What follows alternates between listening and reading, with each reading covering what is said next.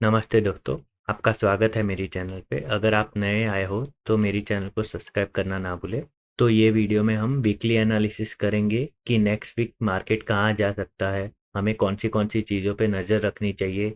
Gold और silver का price जो है वो ऑल टाइम हाई है, तो हमें क्या करना चाहिए।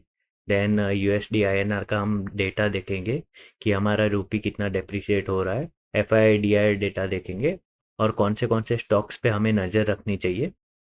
तो वो सब हम डिस्कस करने वाले हैं ये वीडियो में। तो सबसे पहले अगर हम देखें तो निफ्टी का हम एनालिसिस करेंगे। तो अगर निफ्टी देखे तो ऑल टाइम हाई यहाँ पे सस्टेन नहीं कर पाया। ऑल टाइम हाई जाके ये यहाँ पे सस्टेन नहीं कर पाया, तो अब अभी नेक्स्ट वीक में हमें देखना है कि ये ऑल टाइम जाके यहाँ पे सस्टेन कर पा रहा है कि नहीं, वो हमें चेक करना है। और अगर हम देखें तो इसका नियरेस्ट सपोर्ट क्या है, तो इसका नियरेस्ट सपोर्ट अगर हम देखें तो ये जो बहुत ही बड़ी कैंडल बनी है वो इसका नियरेस्ट सपोर्ट होगा 25,800। तो अगर ये ब्रेक करता है तो उसके बाद कौन सा सपोर्ट होगा, ये लॉन्ग टर्म सपोर्ट हो जाएगा। तो उसके बाद ये बहुत ही अच्छी ट्रेंड लाइन बनी हुई है। यहाँ से ये अगर मैं ज्वाइन कर लूँ तो अगर ये सपोर्ट भी ब्रेक हो जाता है तो उसके बाद निफ्टी कहाँ तक जा सकता है।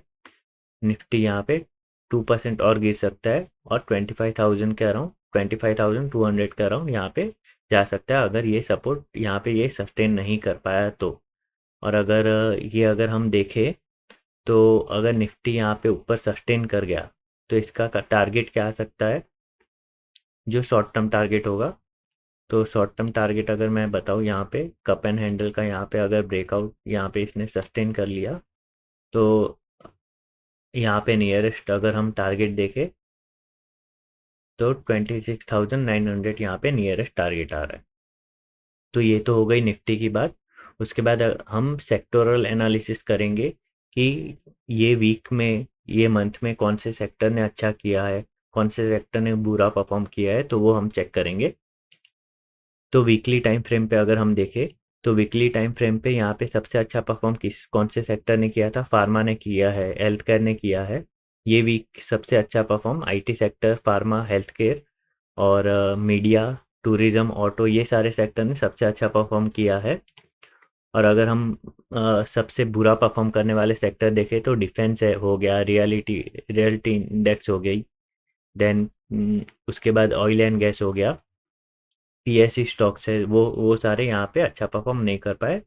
देन मंथली बात करें, मंथली डेटा अगर देखें तो सबसे अच्छा परफॉर्म करने वाला पीएसयू बैंक है, उसके बाद मिड कैप है, आईटी है, फार्मा है, देन निफ्टी, बैंक निफ्टी है। तो ये सारे स्टॉक्स ने पूरे मंथ में अच्छा परफॉर्मेंस दिया था। उसके बाद सबसे बुरा परफॉर्म करने वाले अगर हम देखें तो रियलिटी इंडेक्स है, मीडिया है, देन पावर इंडेक्स है। तो ये सारे, कंज्यूमर ड्यूरेबल है, ये सारे इंडेक्स ने सबसे बुरा परफॉर्म किया था मंथली बेसिस पे। उसके बाद अगर हम बात करें तो गोल्ड, गोल्ड के प्राइस लगातार बढ़े ही जा रहे, बढ़े ही जा रहे हैं। तो अगर हम ईयरली देखें तो गोल्ड ने कितना परफॉर्मेंस दे दिया है, यहाँ पे मैं ईयरली बात कर रहा हूँ 65%। ये बहुत ही बड़ा, ऐसा बोल सकते हो कि बहुत ही बड़ा जंप है।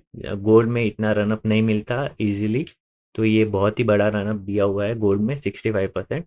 देन मंथली बात करें तो मंथली भी यहाँ पे ऑलमोस्ट 7% रिटर्न है। तो ये हमें आगे जाके इस पे ध्यान रखना है कि गोल्ड और कितना ऊपर जा सकता है। देन सिल्वर की भी मैं अगर बात करूँ तो सिल्वर ने भी अपना ऑल टाइम हाई ब्रेक किया है। मैंने ऑलरेडी एक वीडियो बनाया है जिसमें मैंने सिल्वर और गोल्ड के बारे में बात किया है, क्या इसका टारगेट आ सकता है। तो वो अगर आपको वीडियो देखनी है तो मैंने यहाँ पे पिन कर दिया है, तो वो वीडियो जाके भी आप चेक कर सकते हो कि गोल्ड और सिल्वर का क्या क्या टारगेट आ सकता है, कैसे खरीदना है, कैसे नहीं खरीदना है। देन अगर हम देखें तो यूएसडी आईएनआर, हमारा रूपी यहाँ पे लगातार डेप्रिशिएट हो रहा है। तो ये हमारे इकोनॉमी के लिए और हमारे लिए अच्छी बात नहीं है। तो ये हमें ध्यान में रखना है कि और कितना ये गिर सकता है, अगर ना ही गिरे वही अच्छा रहेगा हमारी इकोनॉमी के लिए।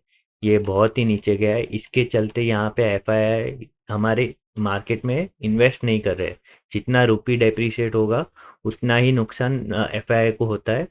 तो उसके चलते एफआईआई भी यहाँ पे डरे हुए हैं कि वो अगर इन्वेस्ट करेंगे तो उनको जितना वो रिस्क ले रहे हैं उसके अगेंस्ट उतना रिटर्न नहीं मिलेगा। वो उसके चलते यहाँ एफआईआई हमारे मार्केट में इन्वेस्ट नहीं कर रहे हैं। तो ये हमें ध्यान में रखना है कि और डेप्रिशिएट ना हो जाए, इसके ऊपर थोड़ी नज़र रखनी पड़ेगी।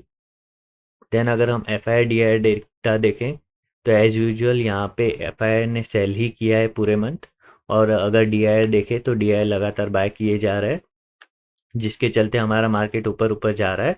बट अगर एफ आई का सपोर्ट नहीं आया तो हमारा मार्केट जो तेज़ी से ऊपर जा रहा है वो तेज़ी वहाँ पे टिक नहीं पाएगी, हमें यहाँ पे एफ आई का सपोर्ट लगेगा ही। तो वो हमें ध्यान में रखना है, लगातार हमें चेक करते रहना है कि एफ आई यहाँ पे कब स्टार्ट करते हैं बाय करना, तो वो हमें ध्यान में रखना है। देन अगर हम थोड़े स्टॉक्स देखें तो गोल्ड जैसे जैसे ऊपर जा रहा है, तो वो गोल्ड के रिलेटेड जो स्टॉक्स है, गोल्ड और सिल्वर के रिलेटेड स्टॉक्स है, तो कौन से स्टॉक्स हमें ध्यान में रखने हैं, तो ये सारी लिस्ट हो गई। टाइटन हो गया, कल्याण ज्वेलर्स हो गया, पीसी ज्वेलर्स हो गया, then Senco golds, Rajesh exports, काय, मुथूट फाइनेंस, ये सारे जो स्टॉक्स है वो सारे स्टॉक्स पे हमें ध्यान में रखना है कि जितने जितने गोल्ड के प्राइस बढ़ेंगे वहाँ पे उतने ही बेनिफिट यहाँ पे ये सारी कंपनियों को होगा। तो ये सारी कंपनियां हो गई, मुथूट फाइनेंस जैसी कंपनियां हो गई, टाइटन जैसी कंपनियां हो गई, कल्याण ज्वेलर्स हो गई।